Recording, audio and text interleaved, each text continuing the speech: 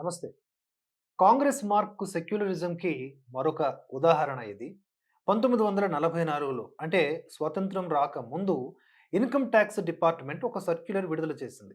దాని ప్రకారం మిషనరీలు అందించే సేవల కోసం వారు స్వీకరించే రుసుములపై ఎటువంటి ఇన్కమ్ టాక్స్ విధించకూడదు. వారి సంఘం యొక్క నియమాల ప్రకారం వారు సమాజానికి సేవ చేయాలి కాబట్టి వాటిపైన టాక్స్ విధించకూడదు. 1977 సర్క్యులర్ కూడా దీన్ని ధృవీకరించింది. అంటే సాధారణ భాషలో చెప్పాలి అంటే మిషనరీలు నడిపేటటువంటి ప్రభుత్వ ఎయిడెడ్ స్కూల్స్‌లో పనిచేసే నన్స్, బిషప్స్, బ్రదర్స్ మొదలగు వారు తీసుకుంటున్న జీతాలపై ఎటువంటి ఇన్కమ్ టాక్స్ వసూలు చేయకూడదు. అయితే 2014లో మోదీ ప్రభుత్వం వచ్చాక ప్రభుత్వం నుంచి జీతాలు పొందుతున్న అందరూ కూడా మతపరమైనటువంటి సభ్యులైనా కూడా వారి ఆదాయాల నుంచి టీడీఎస్‌ని వసూలు చేయాలి అని చెప్పి ఐటీ శాఖ తమిళనాడు మరియు కేరళ రాష్ట్ర విద్యా అధికారుల్ని ఆదేశించింది. ఈ ఆదేశాలపై మిషనరీలు మద్రాస్ హైకోర్టుకు వెళ్ళాయి. ఒక నన్ లేదా ప్రీస్ట్ తమ కుటుంబంతో పూర్తిగా తెగదెంపులు చేసుకొని మిషనరీల సేవలో నిమగ్నమవుతారు. వారికి వచ్చే జీతాలు, ఇతర ఆదాయాలు సమాజ సేవ కోసం మిషనరీకే ఇచ్చేస్తారు. అంటే వారికంటూ వ్యక్తిగత ఆదాయం ఉండదు. ఒకవేళ నన్ వంటి వారు ప్రమాదాల్లో చనిపోయినా వారికి దక్కే నష్టపరిహారం కూడా మిషనరీలకే వస్తోంది. ఆ మిషనరీలు ఎప్పటికప్పుడు ట్యాక్స్ రిటర్న్స్ ఫైల్ చేస్తున్నాయి.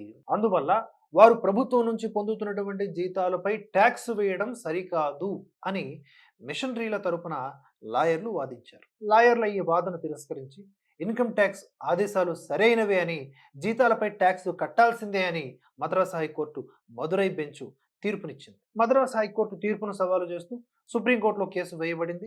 మిషనరీల తరపున ఒరిస్సా మాజీ చీఫ్ జస్టిస్ మరియు ప్రస్తుతం సుప్రీంకోర్టు సీనియర్ లాయర్గా ఉన్నటువంటి మురళీధర్ మరియు మరో లాయర్ అరవింద్ దతార్ కేసును వాదించారు. వీరి వాదన ప్రకారం నన్స్కి వచ్చేటటువంటి జీతాలు ఆ స్కూల్ నడుపుతున్నటువంటి మిషనరీలకు చెందుతుంది కాబట్టి దానిని మిషనరీల ఆదాయంగానే భావించాలి. నన్స్ వ్యక్తిగత జీతాలుగా భావించి ట్యాక్స్ వసూలు చేయకూడదు. ఇది సుప్రీంకోర్టుకు ఈ లాయర్లు తెలిపారు. సుమారుగా 100కు పైగా కేరళ, తమిళనాడుకు చెందినటువంటి మిషనరీలు, క్రిస్టియన్ సంఘాలు వేసినటువంటి అన్ని అప్పీల్స్‌ని కొట్టివేస్తూ చీఫ్ జస్టిస్ చంద్రచూడ్ హెడ్‌గా గల సుప్రీంకోర్టు బెంచ్ మద్రాస్ హైకోర్టు తీర్పును సమర్థించింది. నన్స్ అన్నీ త్యజించాము అని, బేదగా ఉంటామని ప్రమాణం చేసి ఉండవచ్చు. కానీ వారు ప్రభుత్వ ఖజానా నుండి జీతాలు పొందుతున్నారు కాబట్టి వారి జీతాలపై ఇన్కమ్ ట్యాక్స్ వేయడం సమర్థనీయము. ఎక్కడ ఆదాయం ఉంటుందో అక్కడ ట్యాక్స్ వసూలు చేయబడుతుంది అని తీర్పు స్పష్టంగా చెప్పారు. 1944 నుంచి 70 సంవత్సరాలు ఈ ఇన్కమ్ ట్యాక్స్ సర్క్యులర్ని అడ్డుపెట్టుకొని మిషనరీలు, స్కూల్స్ ప్రభుత్వానికి కట్టవలసిన వేల కోట్ల రూపాయల ఇన్కమ్ ట్యాక్స్ ఎగ్గొట్టాయి. 2014లో బీజేపీ ప్రభుత్వం రాకముందు కాంగ్రెస్ ప్రభుత్వం ఇటువంటి సెక్యులర్ చట్టాల గురించి అస్సలు పట్టించుకోలేదు. ఇది కాంగ్రెస్ మార్క్ సెక్యులరిజం అనే శీర్షికలో భాగంగా ఒక పోస్ట్. ఇదే శీర్షికలో మరికొన్ని విశ్లేషణలు కూడా మీకు అందించబడతాయి. ఛానల్ని ఫాలో అవుతూనే ఉండండి. మీ అభిప్రాయాల్ని కామెంట్స్ రూపంలో తెలియజేయండి. జై హింద్, జై భారత్.